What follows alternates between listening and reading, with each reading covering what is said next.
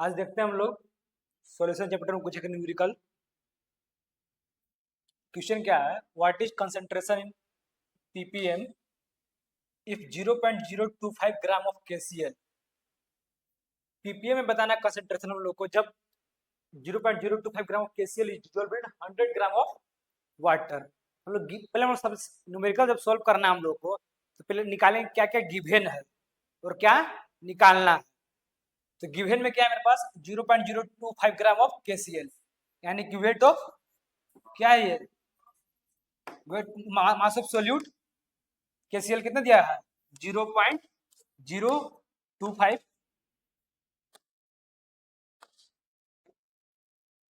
हो गया ये।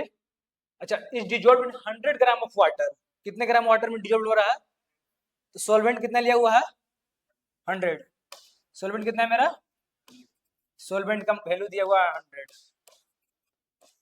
अच्छा सॉल्यूशन कितना हो जाएगा हम लोग का सॉल्यूशन टोटल वेट कितना टोटल मास कितना हो जाएगा हाँ हाँ 100 प्लस अगर करेंगे हम लोग इसको 0.025 कैलकुलेशन हो जाएगा कॉम्प्लिकेटेड हो जाएगा इसलिए हम लोग एज्यूम करे चले कि बहुत छोटा अमाउंट है ये सॉल्यूशन 100 ग्राम को ही मान लेंगे हम लोग इसलिए हम लोग लिखे हैं weight of the KCl 0.025 upon में वेट टोटल मास टोटल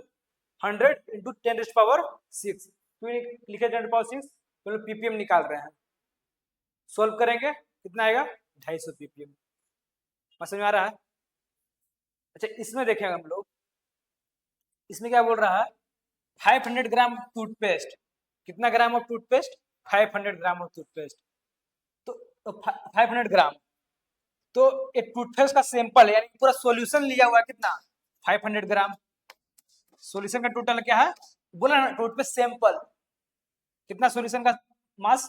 500 ग्राम है ना है 0.2 ग्राम फ्लोराइड 0.2 ग्राम क्या है फ्लोराइड यानी कि सोल्यूट टूथपेस्ट में फ्लोराइड है कितना ग्राम 0.2 ग्राम हम लोग निकालना क्या concentration of fluoride ion in terms of ppm concentration of fluoride ion तो हम लोग को दिया रहा है सोल्यूट का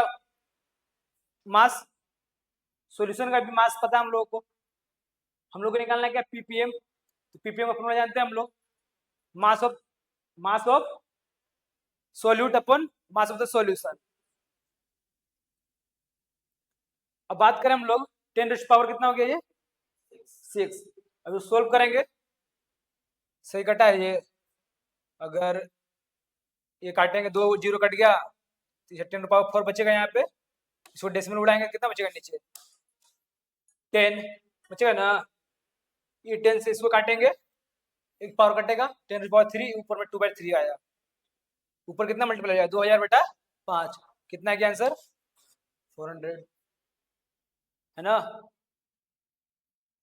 अब बात करें हम लोग अगला क्वेश्चन क्या गिवन है मोल fraction of nitrogen mole fraction of nitrogen एक बार क्वेश्चन सुनो समझो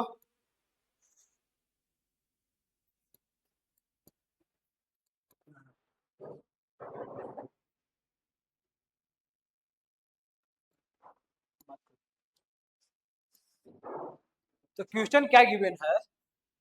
मोल फ्रैक्शन ऑफ नाइट्रोजन किसका मोल फ्रैक्शन नाइट्रोजन का in a mixture containing 17 gram of nitrogen कितना ग्राम ऑफ नाइट्रोजन है मिक्सचर का 70 मोल फ्रैक्शन निकालना हम लोग किसका पहले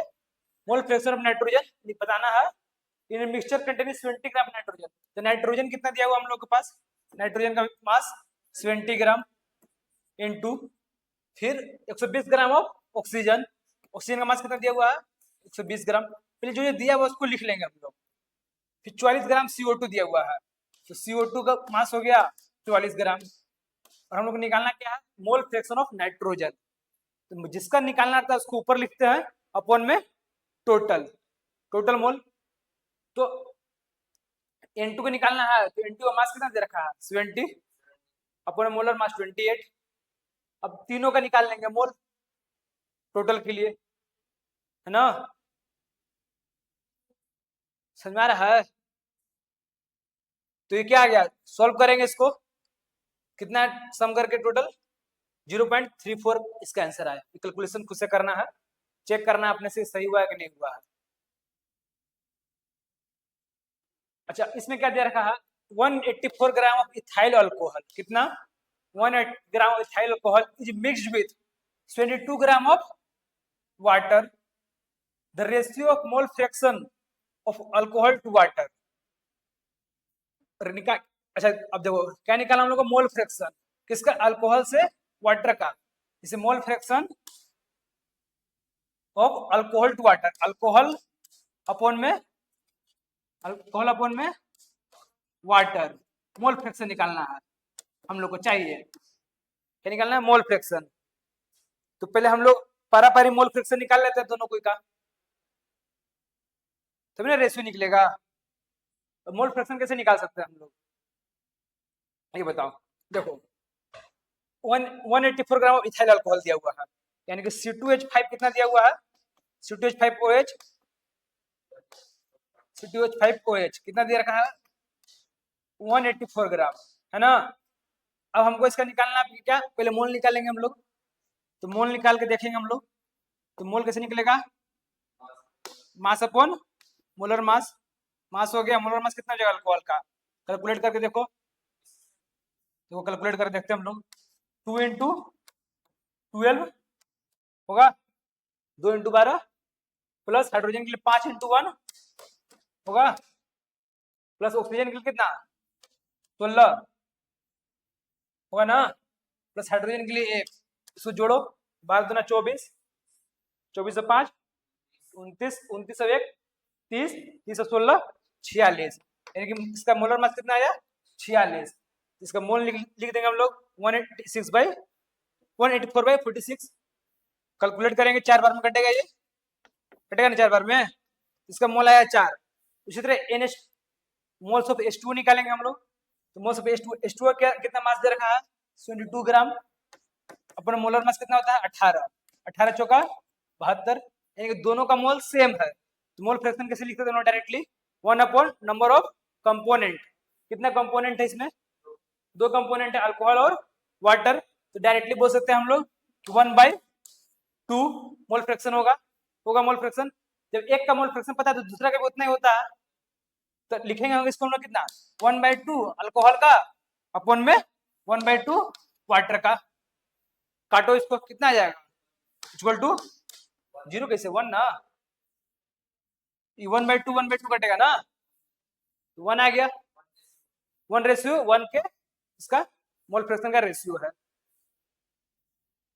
अगला क्या है क्वेश्चन, अब बताना हम लोग को what is the mole fraction, what is the mole fraction, question में क्या निकालना, मोल फ्रैक्शन निकालना, तो हम लोग लिखेंगे कि हम मोल फ्रैक्शन निकालना है, हम लोग को पता चलना चाहिए ना क्या निकालना है, इसे लिखेंगे सवाल में, मोल फ्रैक्शन निकालना हम लोग को, what is the mole fraction of glucose, तो मोल फ्रैक्शन ऑफ ग्लूकोज निकालना हम लोग को, इसे लिख लेंगे सवाल में क्या निकालना है, मोल fraction of glucose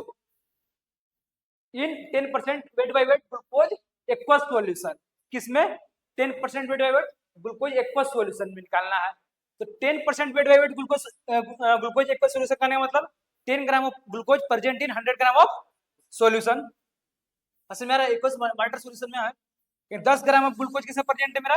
100 gram of solution में, तो इससे पहले हम लोग क्या निकालेंगे ग्लूकोज का मोल्स, हम लोग क्या कैलकुलेट करना मोल फ्रैक्शन, तो मोल फ्रैक्शन का फॉर्मूला हम जानते हैं, जो मोल फ्रैक्शन ऑफ ग्लूकोज होता है, मोल फ्रैक्शन ऑफ ग्लूकोज क्या लिखेंगे हम लोग, मोल फ्रैक्शन ग्लूकोज में mole of glucose, moles of glucose, glucose upon में mole fraction of glucose plus aqueous solution ना, दोनों ऐड करेंगे हम लोग, हैं mole fraction of glucose, mole of glucose plus में मोल ऑफ वाटर, तब नहीं निकलेगा हम लोग का मोल फ्रैक्शन, बस समझ में आ रहा है, ये तो कैलकुलेट करना what is the mole fraction of glucose,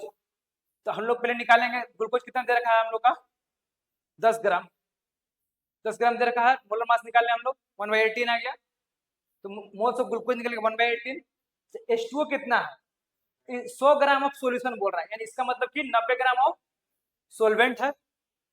H2 कितना है 90 ग्राम है, तो 90 में मोलर मास कर दिया 18, मोल्स कितना आ गया 5 आ गया मोल्स। अब हम लोग को लिखना है मोल फ्रैक्शन, जिसका मोल फ्रैक्शन लिखना है उसको पहले मोल्स ऊपर लिखते हैं,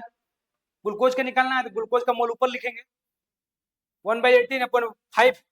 किसके लिए H2O प्लस 1/18, सॉल्व कर देंगे इसको, सही सॉल्व है ना, ये 18 1/1/91 सही है ये सॉल्व, बात समझ में आ रहा है। तो पहले क्या सीखे हम लोग इसमें, क्वेश्चन जो पूछ रहा है उसको पहले लिखेंगे, तो क्या क्या गिवन है उससे सोचेंगे कैसे निकाला जा सकता है जो हमको पूछ रहा है। इसमें क्या था, निकालने के लिए हम लोग को मोल फ्रैक्शन ऑफ ग्लूकोज, तो मोल फ्रैक्शन ऑफ ग्लूकोज निकालना है तो पहले हम लोग को मोल ऑफ ग्लूकोज पता होना चाहिए, मोल्स ऑफ सॉल्वेंट पता होना चाहिए, दोनों कैलकुलेट कर लेंगे, इक्वेशन में पुट करेंगे, mole fraction of glucose equal to mole of glucose upon में moles of glucose plus moles of water. अच्छा यहाँ पर हम लोग थोड़ा दिमाग लगाना, गलती नहीं करना एग्जाम में, सॉल्यूशन 100 ग्राम सॉल्यूशन में प्रेजेंट है, 10 gram of glucose 100 gram solution में प्रेजेंट है, हम लोग क्या निकालना वाटर का, वाटर का मोल्स निकालना तो कितना लेंगे वाटर का मोल, ये मास 90 ग्राम, ठीक है, 100 में से 10 माइनस करेंगे तब हम लोग पता चला है कि वाटर कितना मात्रा में है 90 ग्राम में, इसका मोलर मास 18, सोल्व किए 5 आ गया।